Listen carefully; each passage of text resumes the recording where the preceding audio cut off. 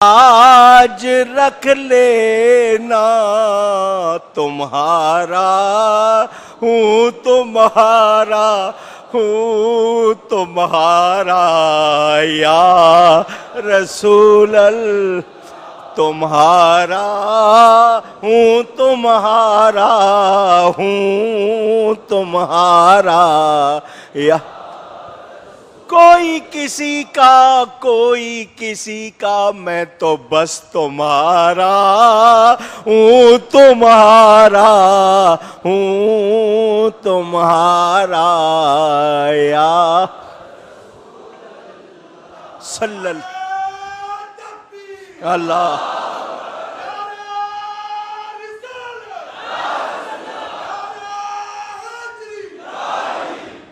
بروزے حشر میرے اس یقین کی لاج رکھ لینا تمہارا ہوں تمہارا ہوں تمہارا یا رسول اللہ تمہارا ہوں تمہارا ہوں تمہارا یا رسول صلی اللہ علیہ وسلم.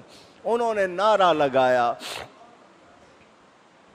تیل میں گرا دیے گئے، تیسرے کو ڈالنے لگے تھے. اس بادشاہ کا ایک وزیر آگے بڑھا اور آگے بڑھ کے کہا، بادشاہ یہ عرب ہے، یہ تینوں بھائیوں میں یہ جو چھوٹا ہے سب سے زیادہ خوبصورت ہے، جوان ہے، بہادر بھی ہے، اور یہ عرب لوگ عورتوں پر بڑی جلدی فریفتہ ہو جاتے ہیں، مائل ہو جاتے ہیں. پورے اس علاقے میں میری بیٹی سے زیادہ خوبصورت کوئی عورت، کوئی لڑکی نہیں ہے.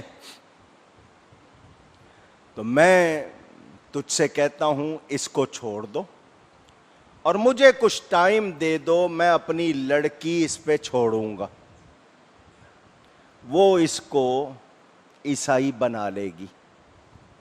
سن رہے ہو؟ سن رہے ہو؟ ڈرامے دیکھنے والوں، فلمیں دیکھنے والوں، غیروں کی آپ لوگ کیا سمجھتے ہو یہ سازشیں نہیں ہیں؟ آپ کے اندر سے غیرت کو کس طرح ختم کرنا ہے. اپنی لڑکیوں کو وہ کم لباس میں چھوڑتے ہیں، کیا کیا دکھاتے ہیں آپ کو کہ آپ کے اندر سے غیرت نکال دی جائے. کیا نکال دی جائے؟ سر کو نہیں ڈھانکنا، کپڑے ایسے پہننے جن سے بدن نظر آئے، عریانیت فحاشی، بل بورڈ بنائیں بڑے بڑے آدھے کپڑوں میں. تو کیا سمجھتے ہو یہ چیزیں بیچنے کے لیے یا آپ کو بغیرت بنانے کے لیے؟ اس نے کہا میری لڑکی سب سے زیادہ خوبصورت ہے، میں اس کو اس پہ چھوڑوں گا، وہ مہینے بھر میں اس کو عیسائی. اب آپ سمجھ لو کہ کس کس طرح مسلمانوں پہ کیا کیا کام ہوتے ہیں. یہ جو ان کے اسکول کھلے ہوئے ہیں، یہ جو ان کے نصاب ہے، یہ ان کی جتنی چیزیں آ رہی ہیں، ایپس آ رہی ہیں، آپ کے ٹیلی فون میں انسٹال کرتے ہوئے گھبراتے نہیں ہو ہیں؟ دنیا کا کوئی آدمی کہے کہ میری شرطیں ہیں تو وہ تو کہتے ہیں سوچ کے بتاؤں گا، وہاں فوراً ایکسیپٹ کرتے ہو کیونکہ اس کے بغیر گزارا نہیں ہے. یہ نہیں پتا کہ آپ نے اپنے آپ کو کہاں دھکیل دیا. بادشاہ نے اس کے کہنے پر اس چھوٹے کو چھوڑ دیا، وہ اس کو لے کر اپنے گھر آ گیا. کہاں آیا؟ بیٹی کو جا کے ساری بات بتائی. بیٹی نے کہا بابا فکر ہی نہ کر، باپ بات کر رہا ہے بیٹی سے. کون؟ غیرت ہے کوئی چیز؟ پوچھ رہا ہوں.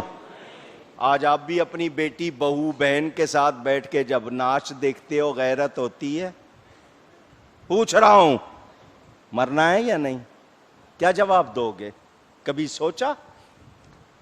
بیٹی کو بتایا، بیٹی نے کہا بس فکر ہی نہ کرو. اس بیٹی نے جناب اس لڑکے پر ڈورے ڈالنا، یہی کہتے ہو آج کل کی زبان میں کیا کہتے ہو ہیں؟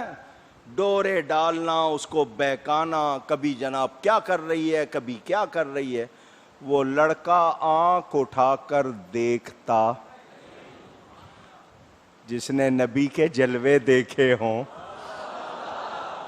پھر اس کی آنکھوں میں کوئی ایسی چیز جگہ پا سکتی. وہ محنت کر رہی ہے، دن بھی کر رہی ہے، رات کر رہی ہے، باپ نے خود اجازت دی ہوئی ہے. بس ڈر ہوتا ہے تو ماں باپ کا ہی ہوتا ہے نا. باپ نے تو خود چھوڑا ہوا ہے، گھر میں رکھا ہوا ہے کہ کر جو کرنا ہے.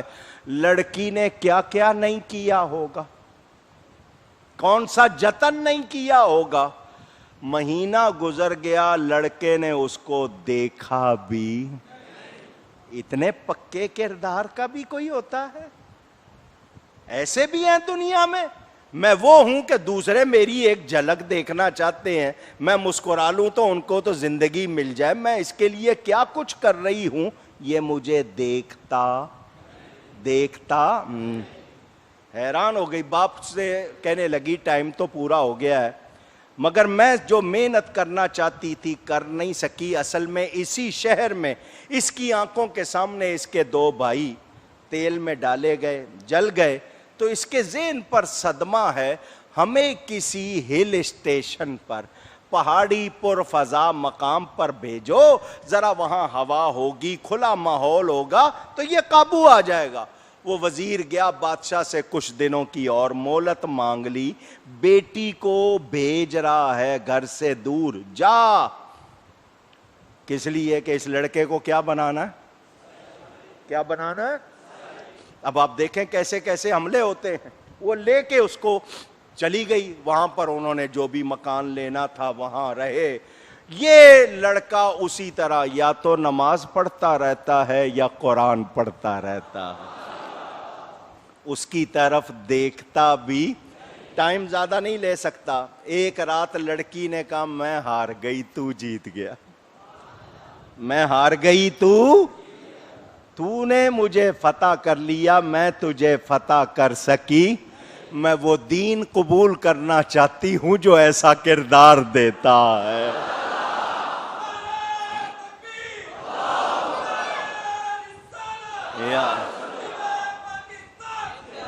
مجھے کلمہ پڑھا. لڑکا بڑا خوش ہوا، اس نے فوراً کلمہ پڑھایا. اب یہ کہنے لگی کہ میں ہو گئی ہوں مسلمان، اب ہمیں یہاں سے نکلنا چاہیے کیونکہ ہم نے ایمان بھی بچانا ہے اور جان بھی بچانی ہے. رات کے وقت گھوڑے لیے اور دونوں چلے. سرپٹ گھوڑے دوڑاتے ہوئے جا رہے ہیں. اچانک راستے میں رات کے اندھیرے میں ان کو گھوڑوں کی آواز آئی جیسے کوئی لشکر آ رہا ہے.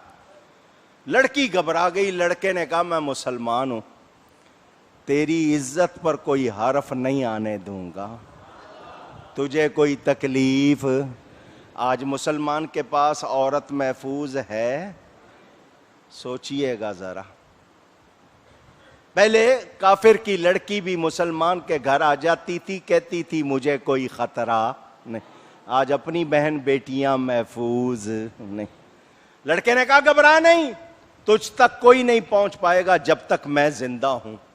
وہ وہیں رک گئے بھاگنے کی بجائے. ادھر وہ جو لشکر آواز آ رہی تھی وہ قریب آتی گئی، اور قریب اور قریب اور قریب.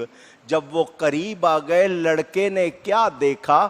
آنے والے اس کے وہی دونوں بھائی جن کو تیل میں ڈال دیا گیا تھا. ان کے ساتھ اور بھی لوگ تھے نورانی لباس میں، چمکتے لباس میں.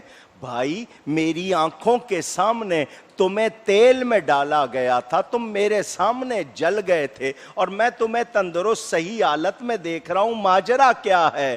ان دونوں بھائیوں نے کہا تیل میں تو دنیا کی آنکھوں کے سامنے گئے تھے، لوگوں نے یہ دیکھا تھا ہم تیل میں جا رہے ہیں. تجھے پتا ہے تیل میں جاتے ہوئے ہم نے کس کو پکارا تھا؟ ہم نے پکارا تھا نبی پاک کو، ہم سیدھا ان کی گود میں گئے تھے.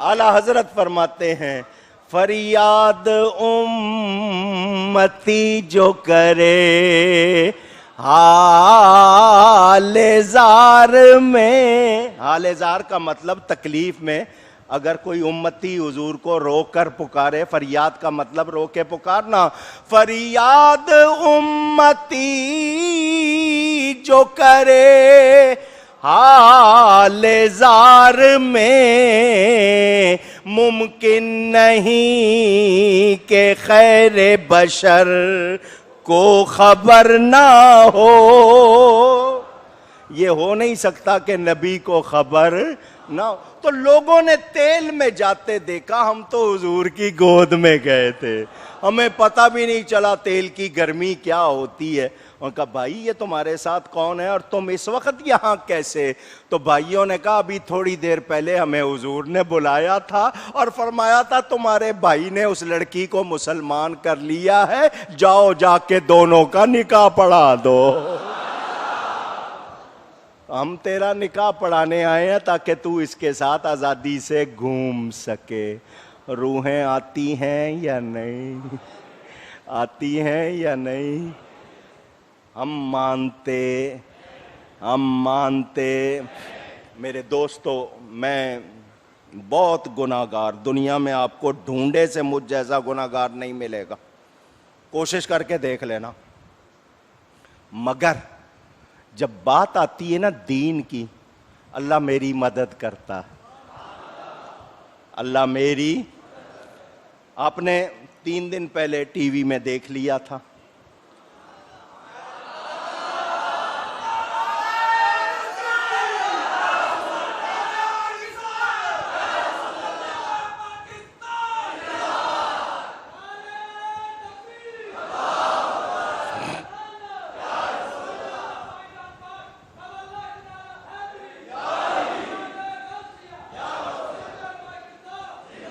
ساری عمر غوث پاک کے ٹکڑے کھائے ہیں، اللہ والوں کے ٹکڑے کھائے ہیں۔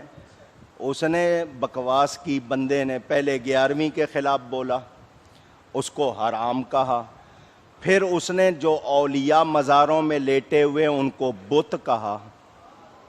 مجھ سے برداشت، میں نے صاف کہہ دیا جو حلال کے ہیں وہ حلال مانتے ہیں۔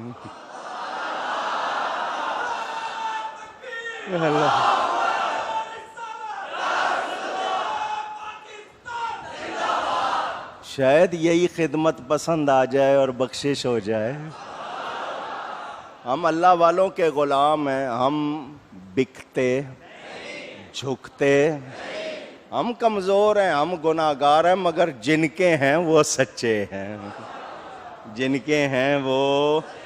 اسی لیے تو کہہ رہا ہوں نا، تمہارا ہوں تمہارا ہوں تمہارا یا رسول اللہ، تمہارا ہوں تمہارا ہوں تمہارا۔ قرآن اللہ کا کلام، آخری 2-3 جملے میں پیچھے آ کے کھڑے ہو گئے ٹائم بتانے کے لیے۔ اندازہ کرنا پڑتا ہے نا، کیونکہ پروگرام ہے تھوڑا سا، پھر آپ کو دیر ہو جائے گی۔ قرآن اللہ کا کلام ہے۔ کس کا کلام ہے؟ یہ غیر مخلوق ہے، یہ مخلوق نہیں، بنایا ہوا کلام متکلم کی صفت ہوتا ہے، یہ اللہ کا کلام ہے، غیر مخلوق ہے۔ 66 مرتبہ لفظ قرآن قرآن میں آیا ہے۔ اس کا نام القرآن، الفرقان، الکتاب، الذکر، المبارک، الحکیم، المبین، العربی، العزیز، المجید، النور، البرہان، الہدا، رحمت، شفا، حق، 99 کے قریب نام آئے ہیں اس کے۔ کس کا کلام ہے؟ صحابہ سینے سے لگا کے کہتے تھے ھذا کلام ربی، ھذا کلام ربی۔ اس کے 30 پارے، 114 سورتیں، 7 منزلیں، آیات کہتے ہیں 6666، کچھ کم بتاتے ہیں، کچھ لوگ پریشان ہو جاتے ہیں قرآن میں بھی کم زیادہ کا چکر، تو اس کا فرق سمجھ لو۔ یہ جو وقف ہوتا ہے نا، وقف کے کہاں رکنا ہے، کسی نے کسی جگہ مانا ہے، کسی نے کسی جگہ۔ یہ اس وجہ سے گنتی میں فرق ہے، کوئی اس میں زیر زبر کوئی حرف کم زیادہ نہیں ہے۔ اس کے کلمات ہیں 77,437، حروف ہیں 3,23,671، وعدے کی آیتیں 1,000، وعید جن میں ڈر سنایا گیا وہ آیتیں 1,000، نہیں جس میں منع کیا گیا ہے، امر، مثال، قصص یہ بھی 1,000، حلال کی آیتیں اور حرام کی آیتیں 250، تسبیح کی آیتیں 100، اور مقطعات، متشابہات، محکمات، اس کے بارے میں 600 جلدوں میں قرآن کی تفسیر لکھنے والوں نے بھی کہا ہم سے حق ادا ہو سکا نہیں ہو سکا۔ اور حضرت علی جیسا شخص جس کو حضور فرمائے میں حکمت کا گھر ہوں، علی اس کا دروازہ ہے، وہ حضرت علی فرماتے تھے مجھ سے جو پوچھو گے میں جواب قرآن سے دوں گا۔